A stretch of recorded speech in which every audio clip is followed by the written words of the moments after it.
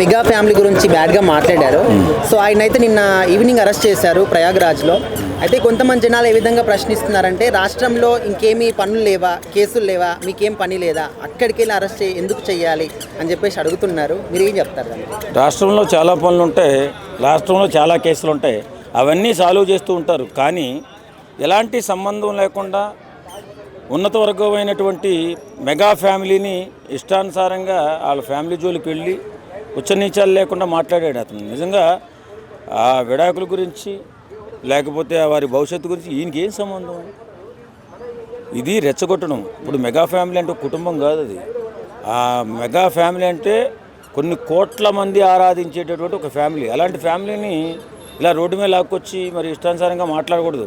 ఆడు కామెడీ చేసుకోవాలంటే వేరే రకంగా కామెడీ చేసుకుని బతకాను నేను.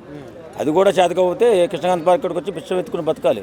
అంతేగాని ఇష్టానుసారంగా కుటుంబాల్లో ఉన్న లూప్ హోల్స్ అన్నీ పట్టుకొచ్చి ఏవేవో గొడవలు ఉంటాయి, ఏవో గందరగోళాలు ఉంటాయి. ఇవన్నీ ఈ కమెడియన్స్కి ఎవలేగాళ్ళకి ఏం పని చెప్పు?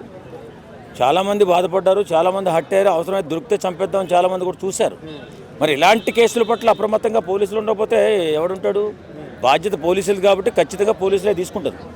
కాబట్టి దాని గురించి ఎవడో అవలేగాడు అరెస్ట్ అయ్యాడని చెప్పేసి మనం దాని గురించి ప్రత్యేకంగా చెప్పుకోవాల్సిన అవసరం లేదు.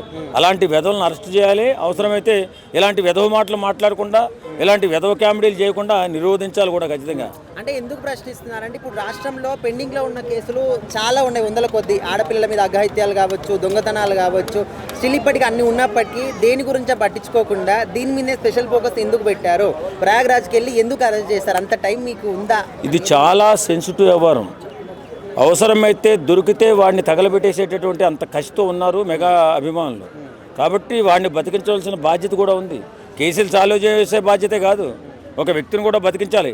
వాడు తెలుసో తెలియకో, లేకపోతే వెంటనే ఫేమస్ అయిపోవాలనో, లేకపోతే డబ్బు కోసమనో ఇలాంటి వ్యంగ్యాస్త్రాలు మాట్లాడి కామెడీ చేసి వేళ రేపు పొద్దున ఎవడన్నా చంపేతో మనిషి చచ్చిపోయినట్టు కదా. ఒకవేళ కుటుంబం ఉంది, కుటుంబం మొత్తం తగలబెట్టితే. కాబట్టి పోలీసు వారు బాధ్యత, ఖచ్చితంగా వాడిని అరెస్ట్ చేయాలి. అరెస్ట్ చేసి ఈ కోపంగా ఉన్నటువంటి మెగా ఫ్యామిలీ అండ్ మెగా అభిమానులు చల్లార్చే, వాళ్ళ కోపాన్ని చల్లార్చే బాధ్యత పోలీసులది. కాబట్టి అరెస్ట్ చేశారు. ఈ అరెస్ట్ గురించి ఎవడో పెద్దగా పట్టించుకోవాల్సిన అవసరం లేదు.